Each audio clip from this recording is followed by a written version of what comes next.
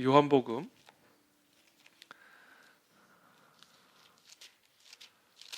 17장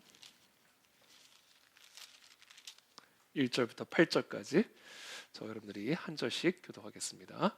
저부터 읽겠습니다. 예수께서 이 말씀을 하시고 눈을 들어 하늘을 우러러 이르시되 아버지여 때가 이르렀사오니 아들을 영화롭게 하사 아들로 아버지를 영화롭게 하게 하옵소서. 아버지께서 아들에게 주신 모든 사람에게 영생을 주게 하시려고 만민을 다스리는 권세를 아들에게 주셨음이로소이다. 영생은 곧 유일하신 참 하나님과 그가 보내신 자 예수 그리스도를 아는 것이니이다. 아버지께서 내게 하라고 주신 일을 내가 이루어 아버지를 이 세상에서 영화롭게 하였사오니 아버지여 창세전에 내가 아버지와 함께 가졌던 영화로서 지금도 아버지와 함께 나를 영화롭게 하옵소서.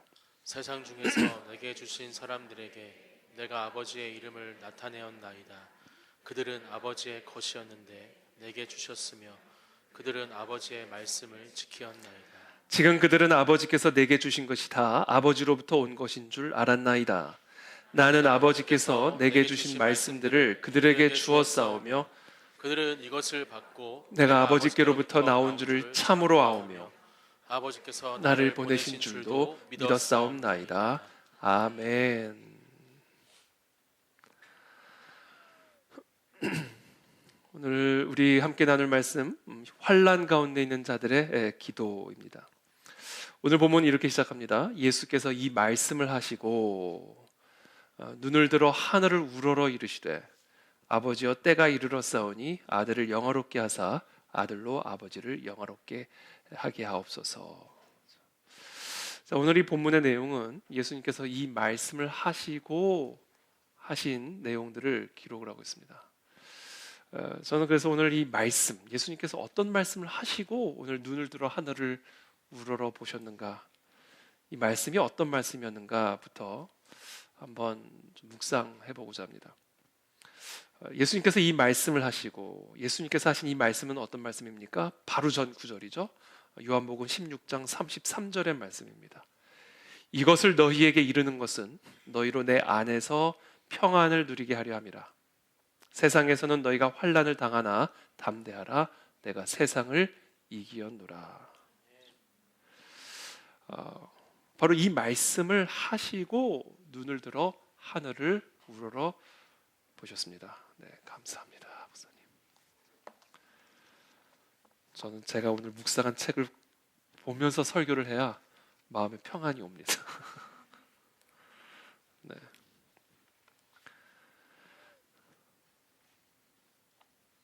여러분, 이 세상에서는 평안을 누릴 수가 없습니다. 그렇죠? 이 세상에는 환난이 있을 뿐입니다. 예수님의 말씀이에요. 이것을 너희에게 이르는 것은 너희로 내 안에서 평안을 누리게 하려 함이라. 세상에서는 너희가 환난을 당하나 담대하라. 내가 세상을 이겼노라. 이 세상에서는 환난이 있을 뿐입니다. 그래서 이 세상에서 우리는 절대로 평안을 얻을 수가 없습니다. 이 세상에서 평안을 누리거나 평안을 얻으려고 하는 모든 시도들은 다 헛된 시도임을 여러분 기억하시길 축복합니다. 이 세상에 그 무엇도 그 어떤 것도 우리에게 평안을 줄 수가 없습니다. 이 세상은 우리에게 환난을 줄 뿐입니다. 특별히 지금은 우리 모두가 개인적인 환난, 개인적인 그런 고통뿐만 아니라 특별히 국가적인 그런 환난과 고통 가운데 있죠. 지난 25일이죠. 67분간 우리 윤석열 대통령이 헌법재판소에서 최후 변론 최후 진술을 했습니다. 이것은 진술이라기보다는 연설이었습니다. 헌법재판소에서 비록 피청구인의 신분이기는 했지만 재판을 받고 있는 그런 입장이었지만 사실은 대한민국의 대통령으로서 헌법재판소에서 연설을 한 것이죠. 대국민 연설을 한 것이죠.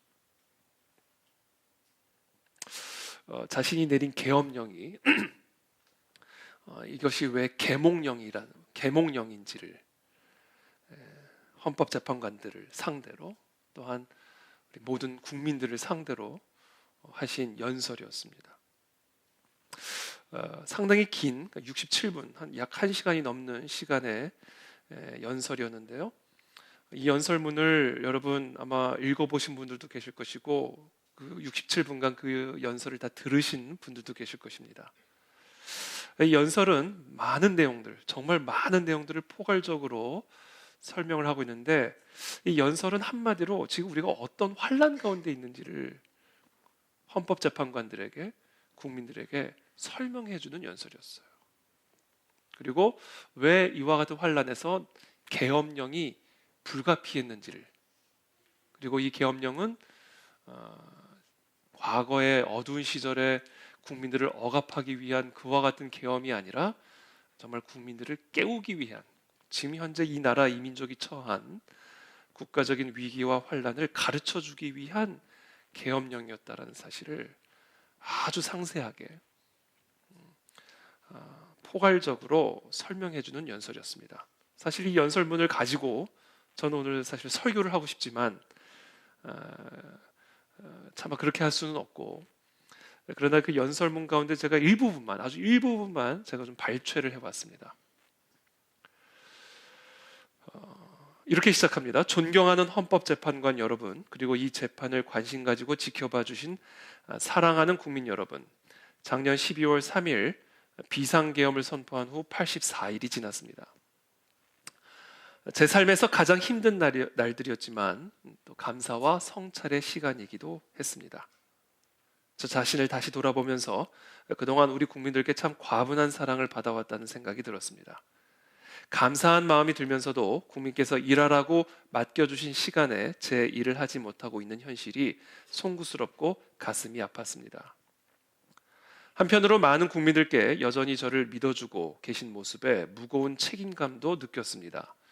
국민 여러분께 죄송하고 감사하다는 말씀을 먼저 드리고 싶습니다. 제가 비상계엄을 선포하고 몇 시간 후 해제했을 때는 많은 분들께서 이해를 못하셨습니다. 지금도 어리둥절해 하시는 분들이 있을 겁니다. 계엄이라는 단어에서 연상되는 과거의 부정적 기억도 있을 것입니다. 거대 야당과 내란 공작 세력들은 이런 트라우마를 악용하여 국민을 선동하고 있습니다. 그러나 12월 3일 비상계엄은 과거의 계엄과는 완전히 다른 것입니다. 무력으로 국민을 억압하는 계엄이 아니라 계엄의 형식을 빌린 대국민 호소입니다. 12월 3일 비상계엄 선포는 이 나라가 지금 망국적 위기 상황에 처해 있음을 선언하는 것이고, 주권자인 국민들께서 상황을 직시하고 이를 극복하는 데 함께 나서달라는 절박한 호소입니다. 무엇보다 저 자신, 윤석열 개인을 위한 선택은 결코 아니었다는 사실을 분명하게 말씀드릴 수 있습니다. 그리고 제가 좀 중략을 하고, 이제 대통령께서 지금 이 나라가 처한 망국적 위기가 어떤 것이었고, 이 사실을 국민들에게 알리기 위해 이와 같은 계엄령을 선포할 수밖에 없었음을, 이 정도의 극단적인 조치가 아니고서는 이 풍요와 부요와 미혹에 삼켜져 있는 국민들을 도저히 깨울 수 있는 다른 방편이 없다는 사실을 이제 설명을 합니다. 헌법재판관 여러분, 그리고 국민 여러분, 대통령의 자리에서 많은 정보를 가지고 국정을 살피다 보면 남들에게는 보이지 않는 것들, 겉으로는 잘 드러나지 않는 문제점들이 많이 보이게 됩니다. 당장은 괜찮아 보여도 얼마 뒤면 큰 위기로 닥칠 일들이 대통령의 시야에는 들어옵니다. 서서히 끓는 솥 안의 개구리처럼 눈앞의 현실을 깨닫지 못한 채 벼랑 끝으로 가고 있는 이 나라의 현실이 보였습니다. 언제 위기가 아닌 때가 있었냐고 생각하는 분도 있을 겁니다. 하지만 그동안의 위기가 돌발 현안 수준의 위기였다면 지금은 국가 존립의 위기, 총체적 시스템의 위기라는 점에서 그 차원이 완전히 다릅니다. 미국 트럼프 대통령은 취임 첫날 국가 비상사태를 선포하고 군을 투입했습니다. 미국이 국가 비상사태인가에 대한 판단은 다를 수 있습니다. 하지만 불법 체류자와 마약, 카르텔, 그리고 에너지 부족 등 미국이 당면한 위기에 맞서 미국 국민들을 지키기 위한 대통령의 결단임은 분명해 보입니다. 그렇다면 우리나라의 현실은 어떻습니까? 국가 비상사태가 아니라고 단언할 수 있습니까? 북한을 비롯한 외부의 주권 침탈 세력들과 우리 사회 내부의 반국가 세력이 연계하여 국가 안보와 계속성을 심각하게 위협하고 있습니다. 이들은 가짜뉴스 여론조작 선전선동으로 우리 사회를 갈등과 혼란으로 몰아넣고 있습니다. 당장 2023년 적발된 민주노총 간첩단 사건만 봐도 반국가 세력의 실체를 쉽게 확인할 수 있습니다. 이들은 북한 공작원과 접선하여 직접 지령을 받고 군사시설 정보 등을 북한에 넘겼습니다. 북한의 지령에 따라 총파업을 하고 미국 바이든 대통령 방한 반대, 한미연합훈련 반대, 이태원 참사 반정부 시위 등 활동을 펼쳤습니다. 심지어 북한의 지시에 따라 선거에 개입한 정황도 드러났습니다. 추정이 아니에요. 팩트입니다. 지난 대선 직후에는 대통령 탄핵의 불씨를 지피라면서 구체적인 행동 지령까지 내려왔습니다. 실제로 2022년 3월 26일 윤석열 선제 탄핵 집회가 열렸고 2024년 12월 초까지 무려 178회의 대통령 퇴진 탄핵 집회가 열렸습니다. 이 집회에는 민노총 산하 건설노조, 언론노조 등이 참여했고 거대 야당 의원들도 발언대에 올랐습니다. 북한의 지령대로 된 것이 아닙니까? 참고로 언론노조는 다 기자들이죠. 요즘 세상에 간첩이 어디 있냐라고 말하는 사람들도 있습니다. 하지만 간첩은 없어진 것이 아니라 대한민국의 자유민주주의를 무너뜨리는 체제 전복 활동으로 더욱 진화한 것입니다. 그런데 이런 간첩 활동을 막는 우리 사회의 방어막은 오히려 약해지고 곳곳에 구멍이 난 상태입니다. 지난 민주당 정권의 입법 강행으로 2024년 1월부터 국정원의 대공수사권이 박탈되고 말았습니다. 간첩단 사건은 노하우를 가진 기관에서 장기간 치밀하게 내사 수사를 해야 합니다. 그런데 제대로 준비할 시간도 없이 전문성과 경험이 부족한 경찰의 대공수사권이 넘어가 버렸습니다. 간첩이 활개 치는 환경을 만든 것입니다. 게다가 애써 잡아도 재판이 장기간 방치되는 상황까지 발생하고 있습니다. 현재 재판이 진행 중인 간첩 사건이 민주노총 간첩단, 창원 간첩단, 청주 간첩단, 제주 간첩단 등 4건이나 됩니다. 그런데 청주 간첩단 사건은 1심 판결까지 29개월이 넘게 걸렸고 민노총 간첩단 사건도 1심 판결에 1년 6개월이 걸렸습니다. 이들은 구속기간 만료 후 석방되어 1심 판결로 법정 구속이 될 때까지 버젓이 거리를 활보하고 다녔습니다. 현재 창원 간첩단 사건은 2년 가까이 재판이 중단되어 있고 제주 간첩단 사건도 1년 10개월째 재판이 파행 중입니다. 이들도 모두 석방된 상태입니다. 간첩을 잡지도 못하고 잡아도 제대로 처벌도 못하는데 이런 상황이 과연 정상입니까? 그런데도 거대 야당은 민주노총을 옹호하기 바쁘고 국정원 대공수사권 박탈에 이어 국가보안법 폐지까지 주장하고 있습니다.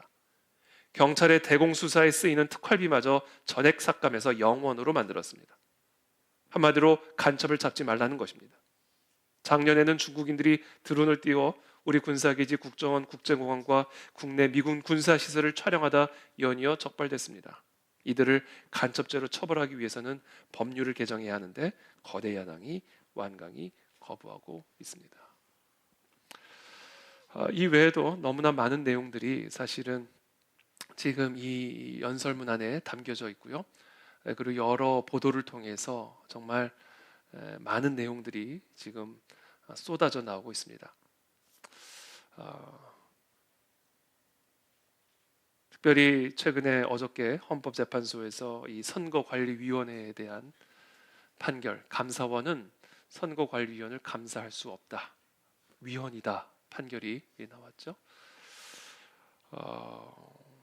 사실상 부정선거로 민주당이 거대 야당이 되었고 그것에 대한 수많은 부정선거 증거물들이 쏟아져 나오고 있음에도 불구하고 여전히 의혹 딱지를 떼지 못하고 있는 이유는 이 사법 카르텔이 이 부정선거 자체에 대해서 원천 봉쇄를 하고 있기 때문에 더 이상 신고를 해도 신고를 받아줄 곳이 없는 처지가 된 겁니다.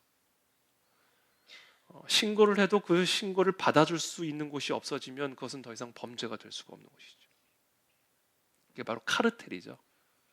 선거관리위원회와 사법부가 한 몸이 되어서 선거관리에 관한 어떤 부정적인 내용도 받아주지 않고 그것에 대한 본격적인 진지한 조사나 수사 자체가 원천 봉쇄되어 있기 때문에 지금 우리나라는 말 그대로 총체적인 난국, 국가 존립 자체의 위기 상태에 빠져 있는 것이죠. 이번 계엄령을 통해서 그 모든 것들이 다 드러나게 된 거예요. 알고 있는 사람들은 이미 알고 있었지만 아무리 말을 해도 알아듣지 못하던 사람들도 이제는 조금씩 눈이 열리기 시작하고 귀가 열리기 시작하고, 그러나 여전히 눈이 가려져 있고 귀가 가려져 있는 사람들도 많이 있습니다. 부정 채용, 선거관리위원회에서 가족 세습 채용은 전통이다.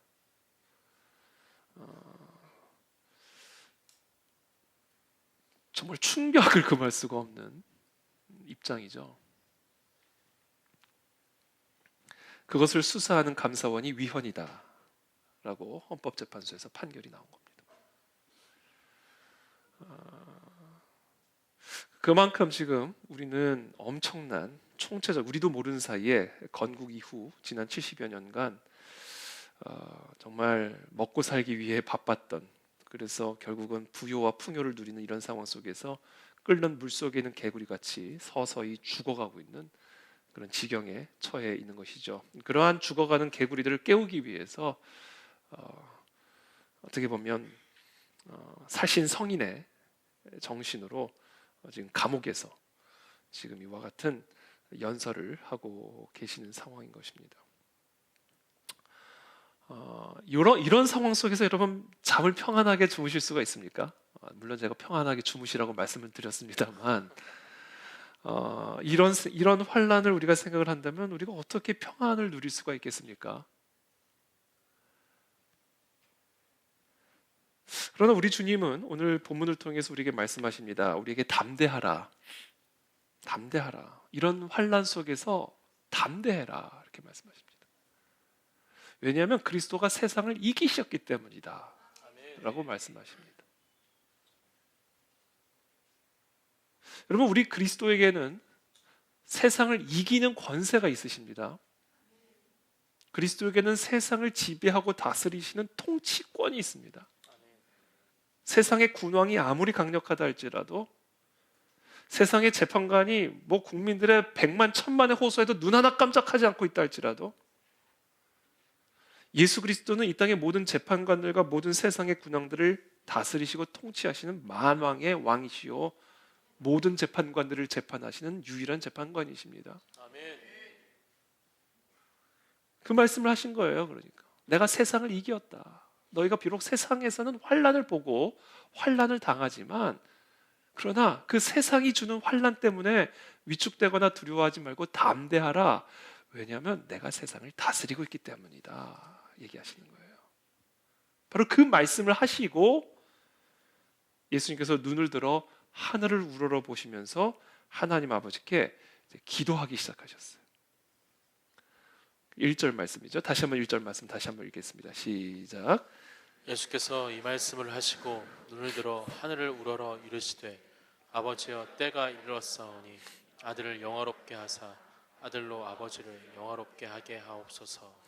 자, 이제 예수님의 기도예요. 그 말씀을 하신 다음에는 이 세상에서 환난을 당하고 있는, 환난 속에 있는 우리 모든 사람들에게, 제자들에게, 우리들에게 이 말씀을 하신 다음에는 눈을 들어 하늘을 우러러 보시며 기도를 하기 시작하셨어요. 이 세상에서 환난 당하고 있는 우리 모두를 위한 기도입니다. 도대체 우리 주님은 이 세상에서 환난을 당하고 있는 우리들을 위해서 어떤 기도를 드리셨을까? 궁금하지 않으십니까? 지금 이런 시국에 두려워 떨고 있는, 환난 속에 있는 이 땅의 백성들을 위해서 우리 주님은 지금 하나님의 보좌 우편에서 어떤 기도를 드리고 계실까? 궁금하지 않으십니까? 그 기도를 오늘 우리가 드려야 되는 거예요. 그 기도가 우리의 기도가 되어야 합니다. 예수님은 바로 그 기도를 드리고 계세요. 지금 우리를 위해서, 이 나라와 이 민족을 위해서. 그렇다면 그 기도의 내용이 무엇이냐? 아들을 영화롭게 하사 아들로 아버지를 영화롭게 하게 하옵소서. 먼저 우리 주님이 지금 환난 가운데 있는 우리들을 위해서 어떤 기도를 드리고 계시는가, 또 우리가 어떻게 기도를 드려야 하는가. 아들을 영화롭게 하옵소서, 저를 영화롭게 하옵소서, 이렇게 기도하고 계세요. 하나님, 저를 영광스럽게 만들어 주십시오, 이렇게 기도하고 있어요. 뜻밖이에요. 환난을 당하고 있는 우리들을 위해서 우리 주님은 자신의 영광을 위해서 기도하고 계십니다. 그러나 오해는 하지 마십시오. 바로 이어서 우리 주님께서 자신의 영광을 구하는 기도를 드리는 그 이유와 목적을 이어서 설명하십니다. 아버지를 영화롭게 하기 위해서. 아들을 영화롭게 하사 아들로 아버지를 영화롭게 하게 하옵소서. 이 우리 주님이 지금 기도하고 계시는 내용이에요. 하나님, 저를 영광스럽게 만들어 주셔서 저를 통해 하나님 아버지를 영광스럽게 하옵소서. 이게 우리 주님의 기도입니다. 세상에서 환난을 당하고 있는 우리 모든 그리스도인들을 위한 주님의 기도요, 오늘 우리는 이 기도를 드려야 하는 것입니다. 이 기도의 핵심은 뭐냐면요, 하나님 아버지, 저 자신을 하나님의 영광을 이 세상 가운데 드러내는 도구요, 통로로 사용해 주십시오. 그 기도예요. 나를 영화롭게 하사 나로 아버지를 영화롭게 해달라는 이 기도는, 아버지, 나를 통해 아버지의 영광을 보여주십시오. 그러니까 우리 주님의 기도의 핵심은 지금 뭐예요? 자신의 영광을 구하는 것처럼 보이지만 자신의 영광을 구하는 게 아니에요. 하나님의 영광을 구하는 기도예요. 하나님의 영광을 보여달라는 기도예요. 하나님의 영광을 드러내달라는 기도는 무엇입니까? 하나님이 살아계시다는 사실을 증명해 보여주십시오. 눈에 보이지 않는 그 하나님이 이 세상을 다스리고 통치하시며 만왕의 왕이시다라는 사실을 이 모든 땅의 백성들에게 보여 알게 해주십시오. 하나님의 주권을, 하나님의 통치권을, 하나님의 하나님 되심을 이 세상 가운데, 그리고 이 세상에서 환난을 당하고 있는 우리들에게 드러내 보여주심으로써 하나님이 영광을 받으시기를 기도하고 있는 겁니다. 바로 그것이 세상에서 환난을 당하는 그리스도인들의 기도가 되어야 한다는 사실을 지금 우리에게 가르쳐주고 계시는 거예요.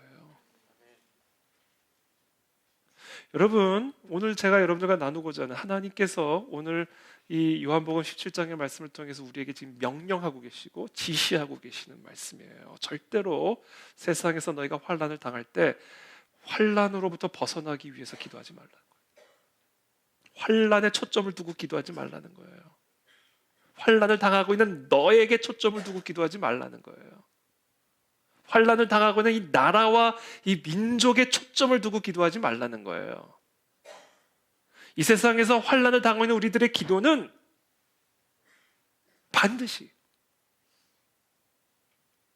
이 모든 환난을 통해 하나님의 영광이 드러나게 해달라는 기도가 되어야 된다는 거예요. 이 오늘 우리 주님께서 지금 환난을 당하고 이 나라 이 민족을 위해서 기도하시는 내용의 기도의 내용입니다.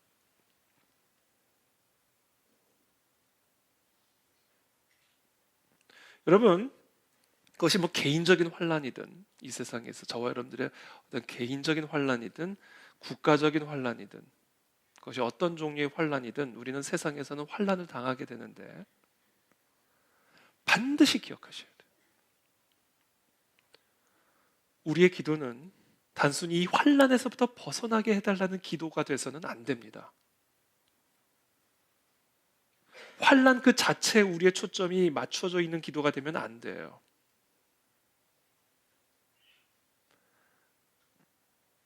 우리가 당하고 있는 이 세상에서의 환난이 하나님의 살아계심을 드러내는 통로가 되게 도와주십시오. 지금 우리가 당하고 있는 이 모든 환난이 이 민족 가운데 하나님의 주권과 통치권을 드러내는 도구가 되고 통로가 되게 도와주십시오.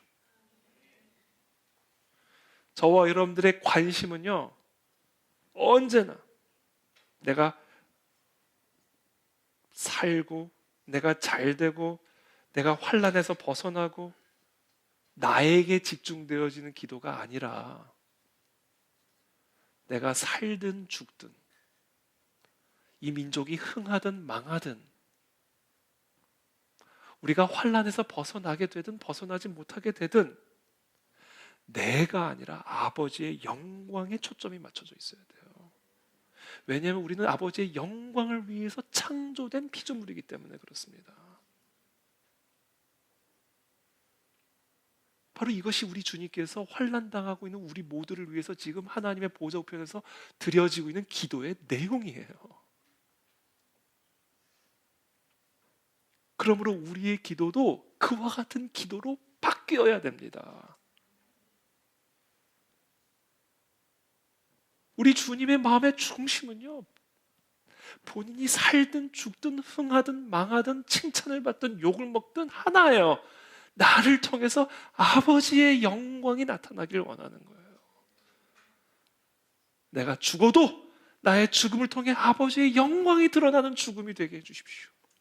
내가 살아도 그냥 내가 사는 게 아니라 아버지의 살아계심을, 주권을, 영광을 드러내는 삶이 되게 도와 주십시오.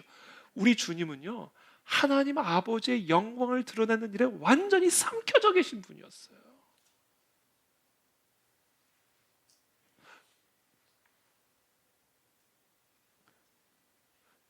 여러분, 저와 여러분들 모두가 그 하나님의 영광을 드러내기 위한 것, 그것이 우리의 삶의 유일한 이유요 목적이 되기를 축복합니다.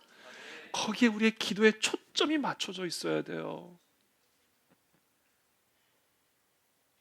안 그러면 가룟유다 될 수 있어요.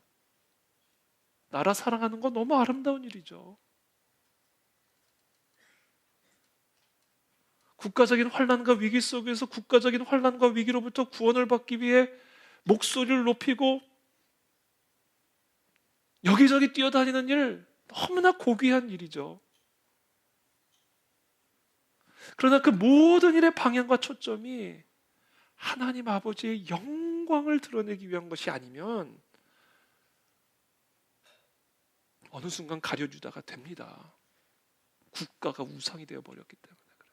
국가의, 민족의 영광, 위대한 대한민국, 위대하신 하나님, 위대하신 하나님이 드러나게 하여 주십시오. 이게 우리의 기도의 초점이고 목적이고 방향이 되어야 돼요.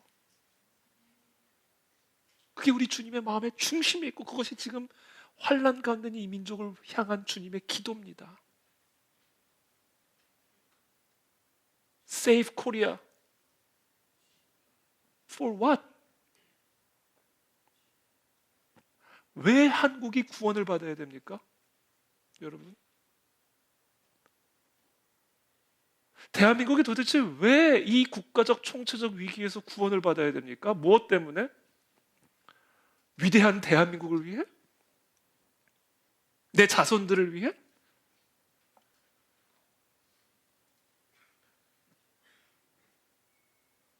Save Korea for what? 거기에 대한 답이 있으셔야 된다고요. 그게 뭐예요? For the glory of God이에요. 하나님의 영광을 드러내는 나라가 되기 위해, 이 환란에서부터 건져내신 그 하나님, 그 하나님의 손길을 온 열방들이 볼 수 있게 하기 위해, 정말 하나님은 살아계시구나, 정말 하나님이 이 민족의 주인이시구나, 하나님을 대적했던 자들도 생생하게 볼 수 있도록 하기 위한 것이 세이브 코리아의 목적이에요. 나라와 민족을 위해서 기도하시는 분들, 내일 여의도, 광화문 어디든 나가서 하나님께 간절히 기도하고 부르짖는 세이브 코리아를 외치는 분들, 우리 모든 성도들, 하나님의 영광이 나타나게 해주십시오. 이 마음의 중심을 가지고 부르짖게 되기를 축복합니다. 우리의 목적은 하나예요. 살든지 죽든지 어차피 나라는 영원하지 않아요.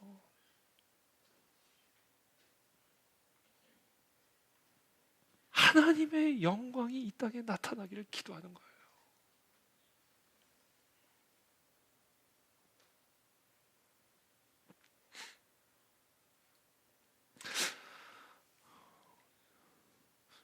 너무나 많은 사람들의 기도가 우리 주님이 들으실 때는 도저히 응답하실 수 없는 기도들이 참 많을 것 같아요. 왜냐하면 이 목적과 수단이 이게 다 뒤죽박죽이 돼 버렸어요. 왜 우리들의 기도에 응답이 되지 않을까? 하나님께서 왜 나의 기도에 응답하지 않으실까? 환난 속에서 이렇게 부르시는데 왜 하나님은 나를 구원해 주지 않으시는가? 환난에서 구원, 건져냄을 받는 것 자체에 모든 기도의 초점과 목적과 방향이 맞춰져 있으니까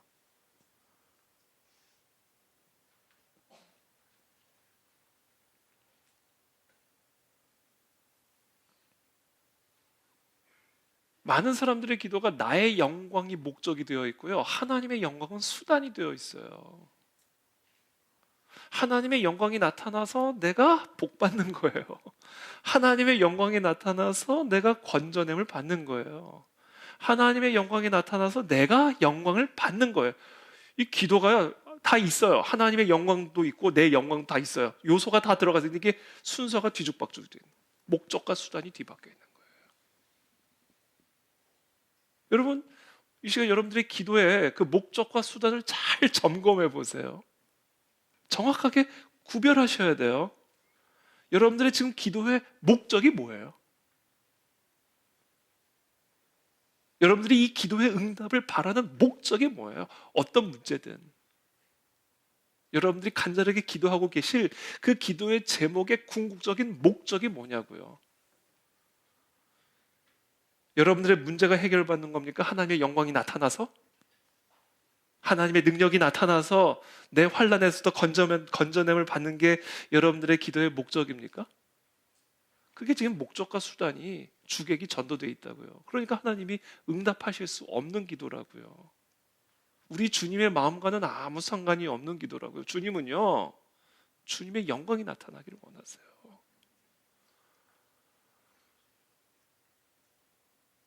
하나님은 우리의 삶에 주어진 이 모든 문제, 환난, 우리의 모든 기도의 제목을 수단으로 삼아서 우리 가운데 또 우리 곁에 있는 이 세상 사람들에게 하나님의 살아계심을 드러내 보여주기를 원하신다고요. 이게 하나님의 유일한 관심사예요. 왜? 그게 하나님이 우리를 창조하신 목적이니까. 그러니까 우리를 하나님의 형상대로 지으셨잖아요. 다른 피조물과는 달리 우리는 하나님의 형상대로 하나님을 드러내는 형상으로 하나님의 살아계심을, 하나님의 영광을, 하나님의 그 위대하심을 드러내는 형상으로 우리를 창조하셨다고요. 그게 우리를 지으신 목적이니까. 그러니까 우리의 기도의 방향, 초점, 목적은 언제나 하나예요. 삶의 이유와 목적은 하나예요. 하나님의 영광을 드러내기 위한 겁니다. 그동안 하나님의 영광을 내가 찬탈하려고 했던 기도를 드리지는 않았습니까? 하나님의 영광을 구한다고는 했지만 사실 하나님의 영광으로 내가 영광을 받기 위한 목적으로 기도하진 않았습니까? 이 모든 것들이 지금 잘못된 기도다라는 거예요.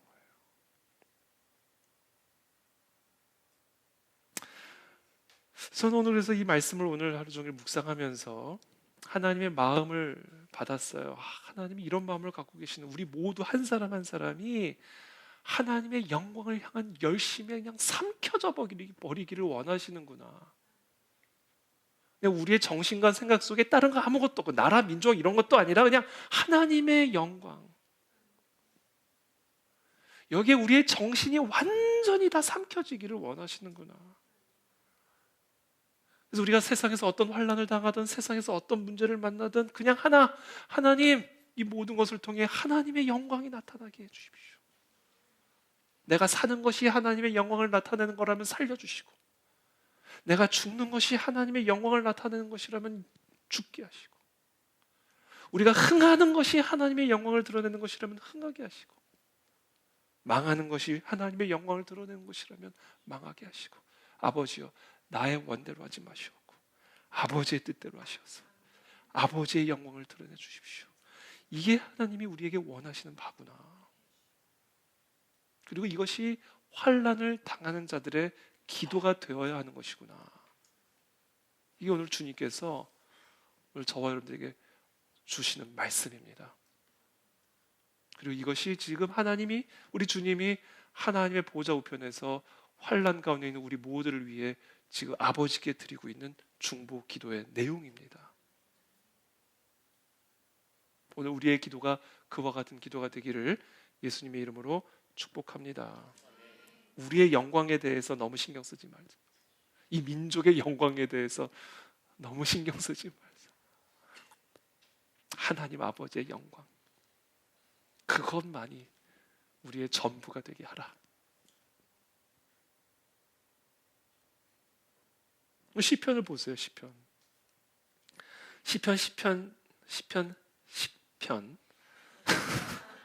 한국말 어려워요. 12절부터 13절 한번 다 같이 한번 읽어보겠습니다. 시작.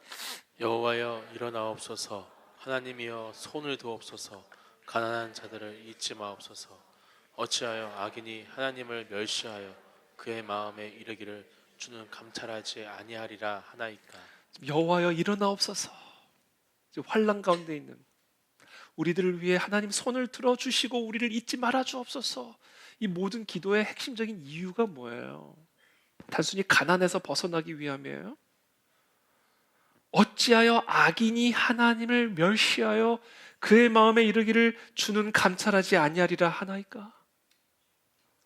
아니 어찌하여 저 세상 사람들이 하나님을 부정하는 저 악인들이 하나님의 존재를 부정하게 만드십니까? 여호와여 일어나시옵소서. 여호와여 환난 가운데 있는 우리들을 위하여 손을 드시옵소서. 그래서 하나님의 영광을 보여 주시옵소서. 이 시편 기자의 기도예요. 우리의 기도가 이 기도를 닮아가야 된다.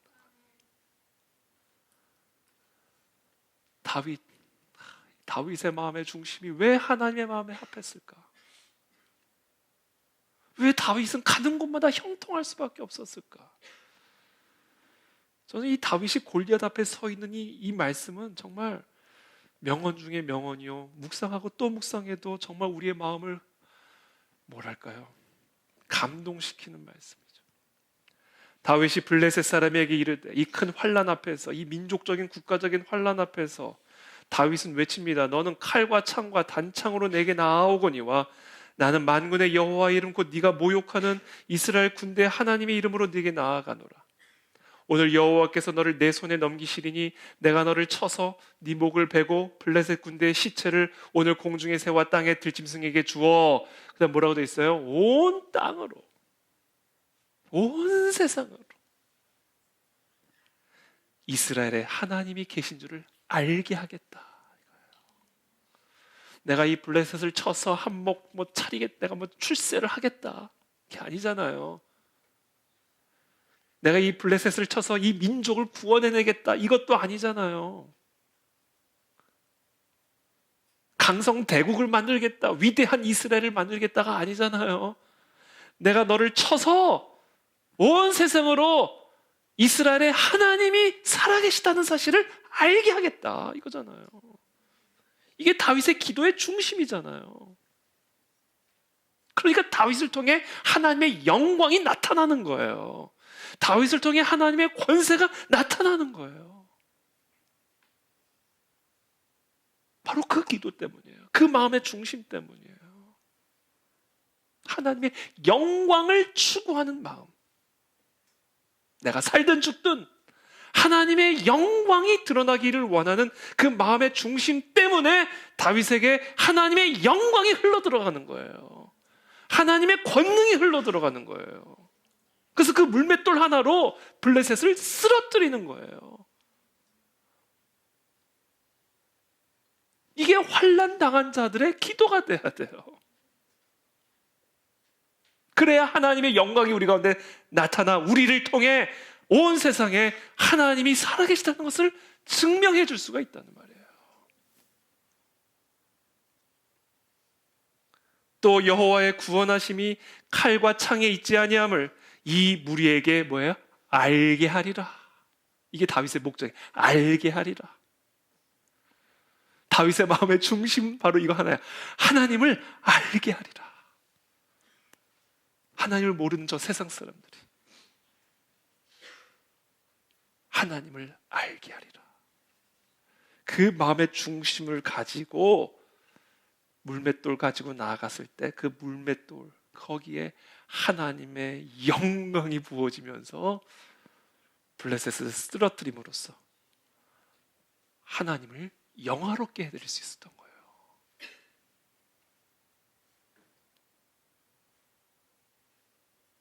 다윗이 하나님의 마음에 합한 사람이 되는 겁니다. 이게 전 우리 한국 교회와 우리 한국 교회 성도가 바로 이 다윗의 마음을 중심에 품게 되기를 축복합니다. 우리가 기도하는 궁극적인 이유는 하나입니다. 하나님의 영광이 나타나게 하기 위함이에요. 온 세상으로 하여금 하나님을 알게 하기 위한 거예요. 우리의 기도를 통해 우리가 치유를 받고 가난에서 벗어나고 세상에서 당한 여러 가지 환난을 이기기 위한 것이 우리의 기도의 궁극적인 목적이 아닙니다. 그것은 하나님의 주권에 속한 문제고 하나님의 뜻에 속한 문제예요. 우리의 기도의 초점은 언제나 하나님의 영광이 나타나 온 땅으로 하나님이 살아계심을 알게 하는 일에 있다. 여기에 다윗은 완전히 삼켜져 있는 사람이었고 우리 주님은 바로 그 열정에 완전히 삼켜져 있는 분이었고 바로 그 열정이 한국 교회를 삼켜버려야 돼요. 나라와 민족에 대한 열정이 교회를 삼켜버리면 큰일 납니다.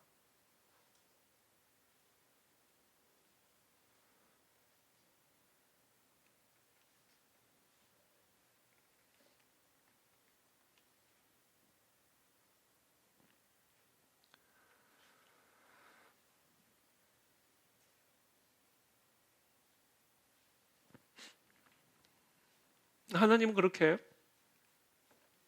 그와 같은 기도를 하나님의 영광을 드러내기를 원하는 그와 같은 기도를 하나님께 드릴 때 하나님은요 우리를 영광스럽게 하심으로 하나님의 영광을 드러내십니다. 환난에서 우리를 구원해내시는 그 영광으로 하나님의 영광을 드러내십니다. 블레셋을 쓰러뜨리는 그 영광으로 하나님은 하나님의 영광을 드러내십니다. 하나님은 아들을 영화롭게 하심으로 하나님이 영광을 받으시는 거예요. 우리가 그 마음의 중심을 가지고 하나님께 기도를 하잖아요. 그럼 하나님이 우리를 영광스럽게 하세요. 하나님의 권능이 나타나게 하시고 하나님의 지혜가 나타나게 하시고 하나님의 놀라운 통치권이 우리를 통해 나타나게 하세요. 언제요? 하나님의 영광을 드러나는 일에 삼켜져 있을 때. 그게 우리의 유일한 삶의 목적이 될 때. 저는 그런 은혜가 우리 모두에게 있게 되기를 축복합니다. 그렇다면 하나님은 구체적으로 어떻게 아들을 영화롭게 하셨는가? 2절 말씀 다 함께 읽어보겠습니다. 2절 말씀 시작. 아버지께서 아들에게 주신 모든 사람에게 영생을 주게 하시려고 만민을 다스리는 권세를 아들에게 주셨음이로소이다. 그렇죠. 아들에게 만민을 다스리는 권세를 주심으로써 아들을 영광스럽게 하셨고 그 권세로 말미암아 아버지를 영광스럽게 했다. 아버지의 영광이 나타나게 했다는 거예요. 그렇죠?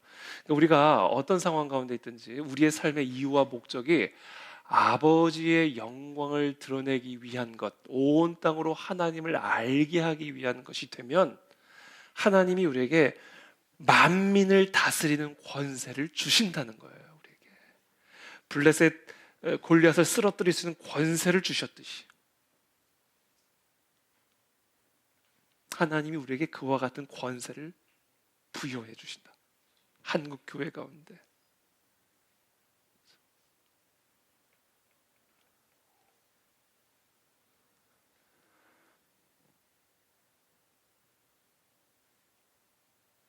자, 그렇다면 여기서 우리가 한 가지 질문. 그렇다면 하나님은 왜 그렇게 영광을 받기를 원하실까?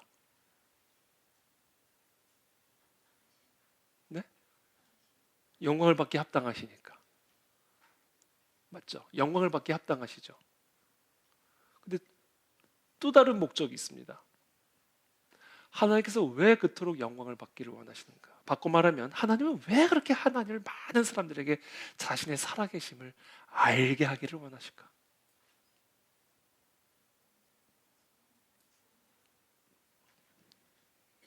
영생을 얻게 하기 위함이다라는 거예요. 구원하시기 위함이라는 거예요. 2절에 아버지께서 아들에게 주신 모든 사람에게 영생을 주게 하시려고 만민을 다스리는 권세를 아들에게 주셨음이로소이다. 자, 하나님이 아들에게 하나님의 권세를 주셔서 그 아들을 영광스럽게 하심으로 그 아들의 그 놀라운 영광을 통해 아버지의 영광을 드러내신 이유는, 그래서 온 땅으로 하여금 아들의 영광을 통해 온 땅에 하나님이 살아계심을 알게 하시기를 원하는 이유는 영생을 주시기 위함이다라는 거예요. 영생을 주기 위한 목적이에요. C.S. 루이스가요 그런 얘기를 해요. 본인이 처음에 크리스천이 됐을 때, 아니 하나님은 자기를 드러내지 못해서 안달난 사람 같다는 거예요. 그냥 자기 애에 충만한, 어디나 나를 찬양하라, 나를 예배하라, 나를 높여라. 이분이 왜 이러시나 그랬대요, C.S. 루이스가 처음에. 왜냐면 우리가 사람이 그러면 되게 이거는 밉상이거든요. 어딜 가나 나를 높여라, 내 이름을 높여라, 나를 존경해. 그런 사람은 세상에서 환난을 당해요. 그렇잖아요. 근데 우리 하나님은 보니까 꼭 그래요. 왜 그러실까? 그게 이상했대요. 그 이유가 뭔지 아세요? 그 하나님을 알아야 영원한 생명을 얻게 되기 때문이라는 거예요. 하나님이 영원한 생명을 주시는 분이시기 때문에 온 세상이 하나님을 알기를 원하시는 거예요. 그래서 그 하나님의 영광을 드러내기를 소망하고 그 열정에 삼켜져 있는 사람들에게는 하나님의 영광을 아낌없이 부어주셔서 하나님의 살아계심을 알게 하기를 원하신다는 거예요. 그러니까 우리의 기도의 초점은 언제나 거기에 있어야 된다는 얘기예요. 그게 하나님의 마음에 합한 거라는 겁니다.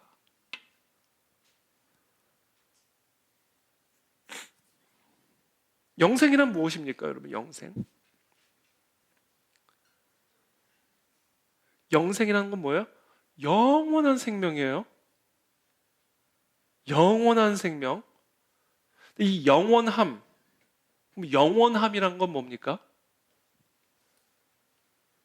영원함이라는 것은요, 이 세상에 존재하지 않는 거예요. 이 세상은 시간의 틀 속에 갇혀 있기 때문이에요. 그래서 영원함이라는 것은 이 세상 바깥에만 존재합니다. 이 세상에 영원한 게 어디 있어요? 아무것도 없어요. 이 세상은 영원한 게 없어요. 왜? 이 세상은 시간의 틀 속에 있기 때문에. 영원은 이 시간 바깥에 있는 겁니다. 그래서요, 영원은 시간의 정반대말이에요. 우리 이 세상에 사는 사람들이 시간 속에 갇혀 있다 보니까 자꾸 영원이라는 개념을 시간적인 개념으로 생각을 하는데, 시간적인 영원함. 그래서 영원함 그러면 어떤 느낌이 들어요? 지루함이 느껴지잖아요. 약간 뭐 영원히 예배한다고? 예배가 영원하다고? 시간적인 느낌을 가지니까 이제 영원히 산다고? 영원히 어떻게, 지겹다, 지루하다. 이 영원함이라는 개념을 끝나지 않는 시간적인 개념으로 생각을 한단 말이에요. 그게 잘못된 개념이란 말이에요. 이 시간 속에 갇혀 있는 사람들이 영원을 자꾸 시간적인 개념으로 생각하는 거예요. 그러니까 이 영원함이라는 것에 대한 감동이 없어요, 별로.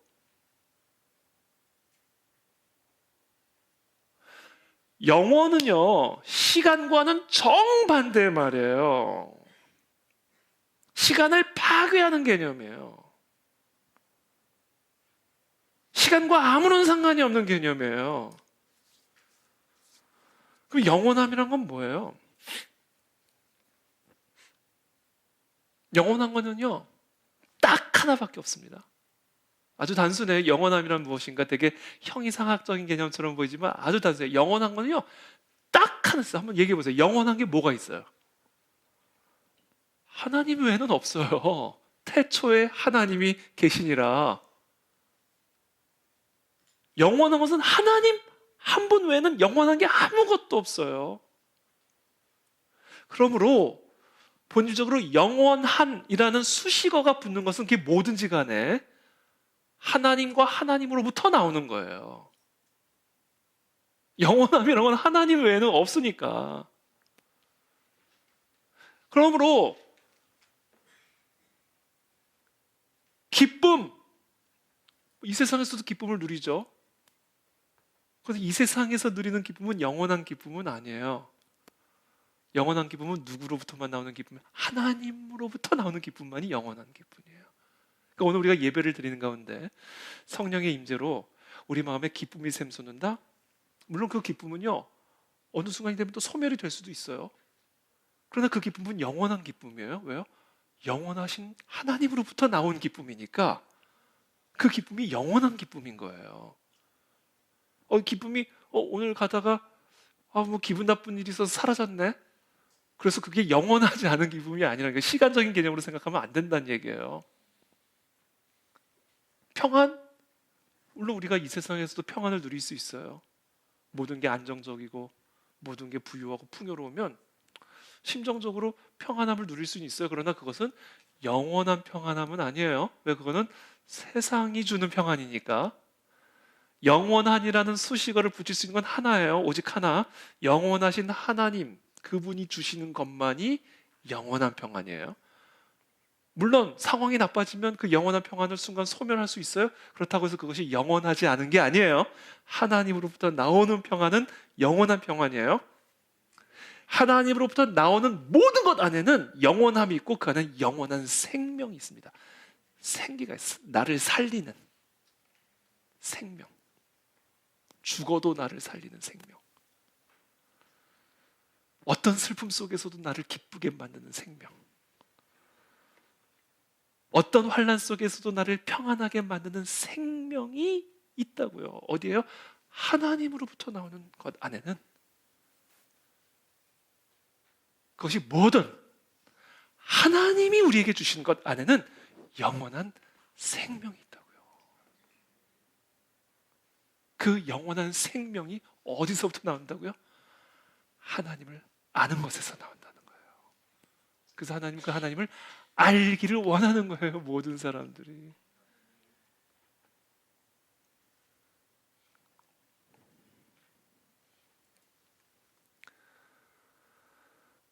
이게 오늘 여러분들과 나누고자 하는 메시지입니다.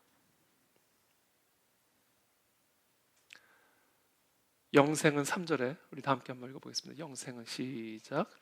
영생은 곧 유일하신 참 하나님과 그가 보내신 자 예수 그리스도를 아는 것이니이다. 그렇죠? 영생은 곧 유일하신 참 하나님과 그가 보내신 자 예수 그리스도를 아는 것이니이다.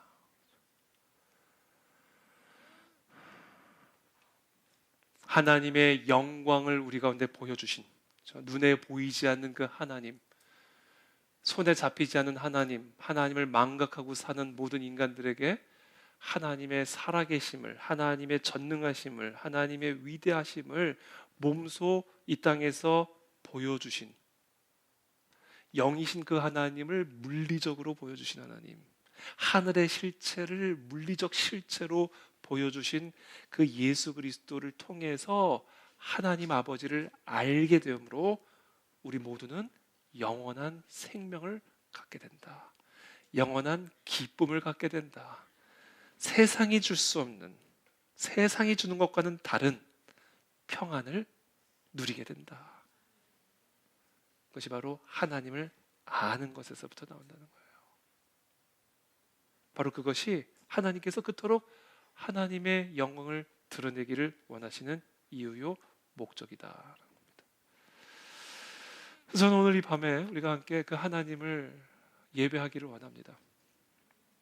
하나님, 그 하나님을 우리가 찬양합니다. 경배합니다. 예수 그리스도를 통해서 우리에게 보여주신 수많은 하나님의 그 실체, 특별히 죽으시고 부활하심으로 죄와 사망의 모든 저주를 이기심으로 하나님의 영광을 우리 가운데 보여주신 그 예수 그리스도, 하나님 그 예수 그리스도를 찬양합니다. 경배합니다.